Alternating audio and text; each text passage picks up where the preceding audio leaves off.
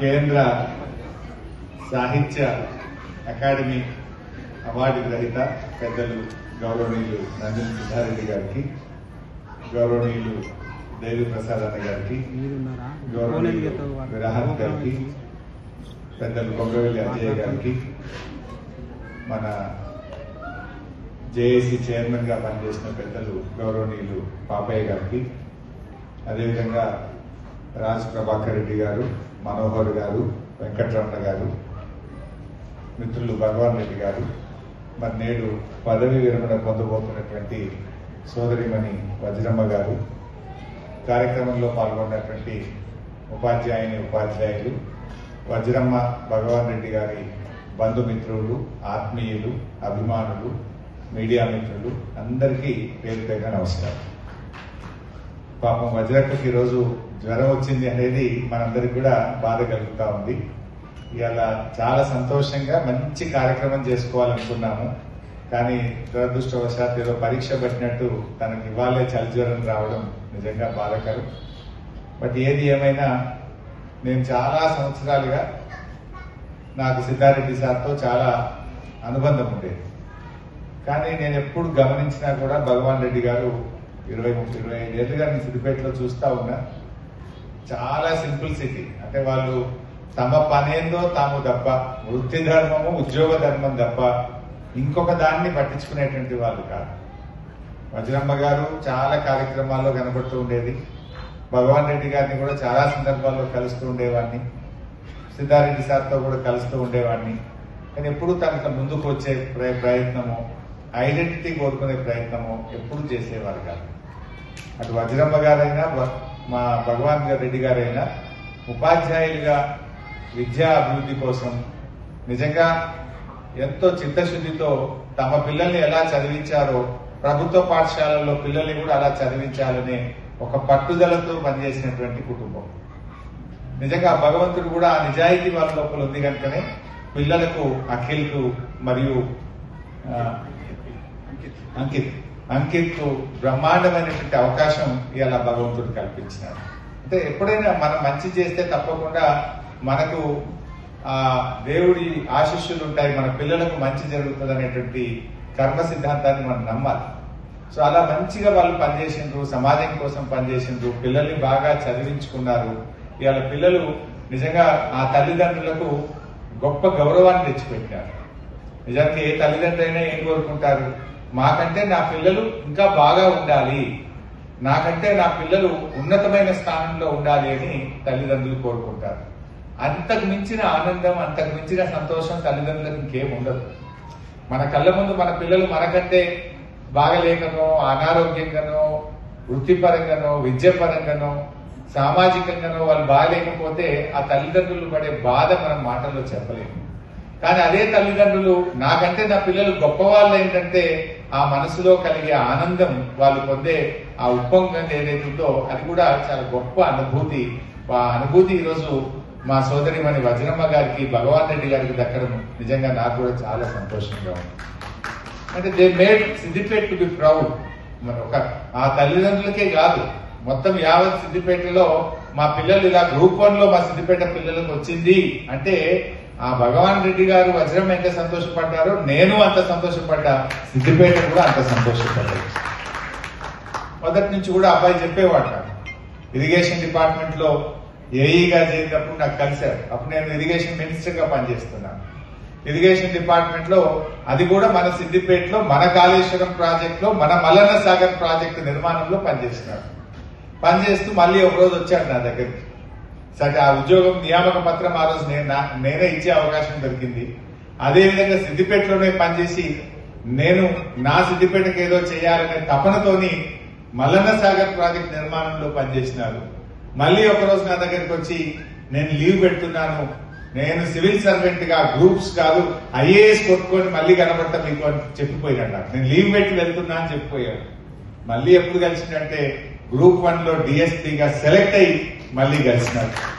In fact నేనే phone చేసిన, నాకు విషయం తెలవగానే ఫోన్ చేసి కంగ్రాట్స్ పెట్టా అంటే వస్తున్నా అంకుల్ మిమ్మల్ని కలుస్తా అని చెప్పి వచ్చి కలిస్తే నిజంగా ఐ ఫెల్ట్ ప్రౌడ్. అంటే తల్లిదండ్రుల క్రమశిక్షణ, తల్లిదండ్రులు ఎట్లా పెంచిండ్రు పిల్లల్ని అనడానికి కూడా మనం వాళ్ళను వజ్రమ్మ భగవాన్ రెడ్డి గారి నుంచి మనం నేర్చుకోవచ్చు. అంటే పిల్లల్ని ఎంతో త్యాగంతో పిల్లల్ని పద్ధతిగా బాగా చదివించి కష్టపడి పిల్లల్ని చక్కగా పెంచుకున్నారు కనుక పిల్లలు బుద్ధిమంతులైనరు. ఇవాళ గొప్ప ఉద్యోగస్తులుగా ఈ రోజు రావడం అనేటువంటిది మనందరికీ, వారి కుటుంబానికి, మన సిద్దిపేటకు, మనందరికీ కూడా గర్వకారణం. సో ఈ రకంగా మా వజ్రమ్మ గారు రిటైర్ కావడం నిజంగా సరే, ఎవరైనా రిటైర్ కావాల్సిందే. బట్ వారి చివరి రోజుల్లో కూడా ఇమామాబాద్ లో పనిచేసి వారు జాయిన్ అయినప్పుడు 25 మంది పిల్లలు ఉండేది. వారు జాయిన్ అయినాక ఆ స్కూల్ స్ట్రెంత్ పెంచాలి, 8 మంది టీచర్లు, 25 మంది పిల్లలు. కానీ వజ్రమ్మ గారు ఇట్లా కాదు, మేము ఇంతమంది టీచర్లు ఉన్నాం, ఇక్కడ స్ట్రెంత్ పెంచాలి అని కష్టపడి బాగా స్ట్రెంత్ పెంచడానికి ఒక్కొక్క పిల్లల్ని కూడా తల్లిదండ్రుల్ని, అక్కడ ఉండే ప్రజాప్రతినిధుల్ని కన్విన్స్ చేస్తూ పిల్లల్ని తీసుకొచ్చే ప్రయత్నం చేసిన. అంటే ఒక పట్టుదల, ఒక నిజాయితీ, నిజంగా నేను వృత్తి ధర్మం, నా ఉద్యోగ ధర్మాన్ని నెరవేర్చాలి, నేను చెయ్యాలనేటువంటి ఒక పట్టుదల వారిలో నేను చూడడం జరిగింది. సో మరి వారు ఈరోజు రిటైర్ అవుతున్న సందర్భంగా వారికి నేను శుభాకాంక్షలు తెలియజేస్తా ఉన్నా. ఇంకా ఇప్పుడు మంచి టైం, ఇప్పుడు పిల్లలు బాగా సెటిల్ అయిండు, భగవాన్ రెడ్డి గారు ఎప్పుడో రిటైర్ అయిండు. ఇంకా ఇప్పుడన్నా కొంచెం జీవితంలో వారికి ఇష్టమైన ప్రదేశాలకు వెళ్ళడము, ఇంకా మంచిగా సమయాన్ని గడిపేటువంటి ఒక అవకాశం, ఎంతో కష్టపడి పైకి వచ్చిండు, పిల్లల్ని సెటిల్ చేసింది కనుక ఈ వచ్చే 10 ఏళ్ళు ఆరోగ్యంగా మంచిగా రాష్ట్రం, దేశం అంతా తిరుగుతూ తమ సమయాన్ని మంచిగా ఆనందంగా ఆహ్లాదంగా గడపాలని చెప్పి నేను ఆకాంక్షిస్తా ఉన్నా. అదేవిధంగా ఇలా రిటైర్ అయితే జనరల్ గా నమ్మకం ఉండేది, డబ్బులు వస్తాయి, ఎంతో కష్టం. అదే డబ్బులు అంటే ఫ్రీగా వచ్చింది కావు, వాళ్ళ జీతంలో కట్ అయిన పైసలే వాళ్ళకి వస్తాయి. ముసలితనాల్లో ఏమైనా రోగాలు నొప్పులు వస్తే పనికొస్తాయని జీపీఎఫ్ లో దాచుకున్న పైసలు, లేకపోతే ఇంకా టీఏలో డిఏలో సరెండర్ లీవ్ పైసలు, లీవులు వాడుకోకుండా ఒక్కొక్క లీవును కాపాడుకుంటే ఆ వచ్చే పైసలు, వాళ్ళు కాపాడుకున్న పైసలు, వాళ్ళు దాచుకున్న పైసలే వాళ్ళకి వస్తాయి, ముసలితనంలో ఏదైనా పనికొస్తాయి అని. కానీ ఇవాళ ఏమైపోయిందంటే నమ్మకం లేకుండా అయిపోయింది. మరి మా భగవాన్ అన్ననేమో బీఆర్ఎస్ గవర్నమెంట్ ఉన్నప్పుడు రిటైర్ అయ్యి పైసలు వచ్చేసినాయి. కానీ వజ్రక్క ఇప్పుడు ఈ గవర్నమెంట్ రిటైర్ అవుతుంది, ఎప్పుడు వస్తాయో తెలియదు. అంటే ఎట్లయిపోయింది పరిస్థితి అంటే మనిషి మీద నమ్మకం లేదు, మనిషికి విలువ లేకుండా పోయింది, మాట మీద నమ్మకం లేకుండా పోయింది. ఎందుకంటున్నా అంటే ముఖ్యమంత్రి గారు మనం ఎప్పుడో అన్నాడు, 99 రోజుల్లో రిటైర్ ఉద్యోగులు అన్ని డబ్బులు ఇచ్చేస్తున్నారు. అది ఏమైంది, ఒక కుర్చీలకి ఉండే గౌరవం, అది వ్యక్తులు ఉంటాం పోతాం కానీ ఆ కుర్చీ గౌరవం తగ్గదు. ఆ కుర్చీలో కూర్చొని ఒక మాట చెప్తే అది నెరవేరాలి, అది నెరవేరితేనే ఆ కుర్చీకి గౌరవం, ఆ మనిషికి విలువ, ఆ మాటకు విలువ, లేకపోతే ఆ రెండు పోతున్నాయి. ఈరోజు మన సిద్దిపేటకి ఒక రోజు వచ్చి ఇక రైతు బంధు ఇవాళ వేస్తున్నాం, 45 రోజుల్లో అంతా పడిపోతుంది అన్నారు. 45/85కి వచ్చింది కానీ పడ్డదైతే లేదు. ఇక అదే పోయింది. అంటే ఏమైతుంది, మనిషికి మాటకు విలువ పోతే అది ఉపయోగం లేదు. మాట ముఖ్యమైనది, మాట నోట్లకెళ్ళి వచ్చిందంటే దానికి ఒక విలువ. ఏం సంగతి మరి, మీరు గవర్నమెంట్ ఏదో జీవో ఇచ్చినట్టుంది, ఉద్యోగస్తుల క్యాష్లెస్ ట్రీట్మెంట్ లో మీ హాస్పిటల్ అగ్రిమెంట్ చేసుకున్నారా అని అడిగినాం. అడిగితే మమ్మల్ని ఇప్పటిదాకా ఎవరు అడిగినోడు లేడు, నేను చేసుకున్నది లేదు అన్నాడు. ఇక్కడనేమో పైసలు కట్ అయిపోయినాయి. ఇది 3 రోజుల కింద మాట. ఆ హాస్పిటల్స్ ప్రైవేట్ హాస్పిటలే బాడీ, అది యాజమాన్యం. గతంలో నాకేదో హెల్త్ మినిస్టర్గా ఉన్నప్పుడు కూడా కలిసేవాళ్ళు. ఏదో పెళ్లిలో కలిస్తే భోజనం చేస్తా ఉంటే అడిగిన, ఏంటి మీ హాస్పిటల్ అగ్రిమెంట్ అయినాయా, క్యాష్లెస్ హెల్త్ ట్రీట్మెంట్ ఎప్పటి నుంచి స్టార్ట్ చేస్తున్నారు అని. లేదన్నా మమ్మల్ని ఇప్పటిదాకా ఎవరు పిలిచి అడిగింది లేదు, మేము ఇంకా ఎంపానల్ కూడా కాలేదు, ఇంకా ట్రీట్మెంట్ స్టార్ట్ చేసేది ఎక్కడుంది అన్నారు. హాస్పిటల్లో ఎంపానల్మెంటే కాదు, ఇక్కడ మాత్రం కట్ అయిపోయింది. మొదటి నెల కట్ అయింది, ఇవాళ రేపు 2వ నెల కట్ అయిపోయింది. కట్ అవుతుంది కానీ ట్రీట్మెంట్ అయితే స్టార్ట్ కాదు. అది అప్పుడు బీఆర్ఎస్ గవర్నమెంట్ అప్పుడు మేము 1%గానే పెట్టినాం, కానీ దాన్ని 1.5%కి పెంచినారు, ఆగమాగం డబ్బులు కట్ చేసినారు. కానీ ఇప్పటికీ అది స్టార్ట్ అయినటువంటి పరిస్థితి లేదు. ఇక దేశంలోనే రికార్డు 6 డిఏలు 7 డిఏలు పెండింగ్ లో ఉన్న ఒకే ఒక్క రాష్ట్రం భారతదేశంలో తెలంగాణ రాష్ట్రం. డిఏలు చూస్తే అట్లా, పిఆర్సీ మాట ఎత్తుడే లేదు, ఇక అడిగేటోళ్ళు లేరు, అడిగనిచ్చే పరిస్థితి లేదు, అంతకంటే లేదు. మాట్లాడితే ఏసీబీ, విజిలెన్స్, దబాయింపులు, ఈ రకమైన పరిస్థితి ఏర్పడు. ఎవరైనా పాపం సంఘ ప్రతినిధులు మాట్లాడదామంటే తెల్లారి వరకు ఏసీబీ వస్తుందో, దబాయింపులు వస్తాయో, బెదిరింపులు వస్తాయో అనే ఒక, ఎవరు మాట్లాడితే వాళ్ళ మీద బెదిరింపులే. ప్రతిపక్షం మాట్లాడినా అంతే, సంఘ నేతలు మాట్లాడినా అంతే, సమాజంలో ఎవరు మాట్లాడి, మా దేశపతి శ్రీరన్న కూడా ఇలా బెదిరింపు వచ్చేసిందట. అంటే ఏం మాట్లాడింది శ్రీరన్న, తెలంగాణ ఆత్మగౌరవం గురించి మాట్లాడింది, నిజాయితీగా మాట్లాడింది. అంటే అది కూడా మాట్లాడకూడదు అక్కడ. ఈ రోజు అట్లాంటి పరిస్థితులు వచ్చినాయి. అంటే ప్రశ్నించే గొంతులను కనీసం తట్టుకునే పరిస్థితి, రిసీవ్ చేసుకునే పరిస్థితి, సద్విమర్శల్ని కూడా తీసుకునే పరిస్థితుల్లో ప్రభుత్వం లేదు. ఎవరు మాట్లాడితే వాళ్ళని టార్గెట్ చేసే ప్రయత్నం జరుగుతా ఉంది.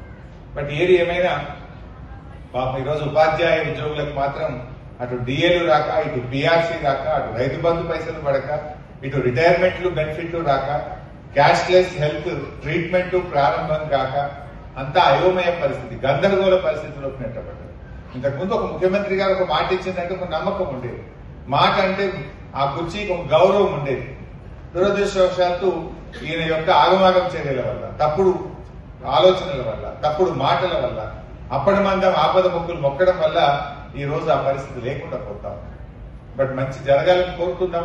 డెఫినెట్ గా ఇవాళ ఉపాధ్యాయ ఉద్యోగ లోకాలు కూడా ఆలోచిస్తా ఉన్నారు. ఈ ప్రభుత్వం ఏ రకంగా ఇవాళ నమ్మక ద్రోహానికి పాల్పడ్డది, ఎన్ని విషయాలు చెప్పినారు, మరి ఆచరణకు వచ్చేసరికి ఏం జరుగుతుందో కూడా మనం గమనిస్తున్నటువంటి పరిస్థితి.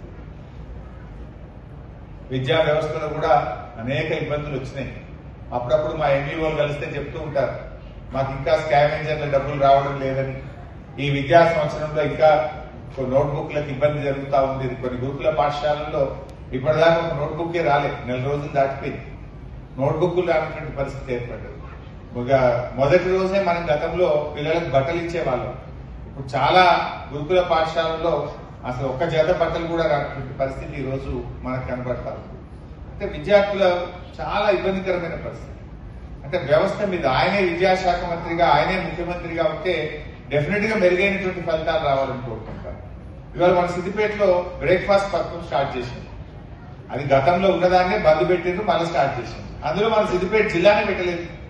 ఫేజ్ 1 లో సిద్దిపేట జిల్లానే పక్కకు పెట్టేసి కొన్ని జిల్లాల్లో మాత్రమే బ్రేక్ఫాస్ట్ పథకం పెట్టారు.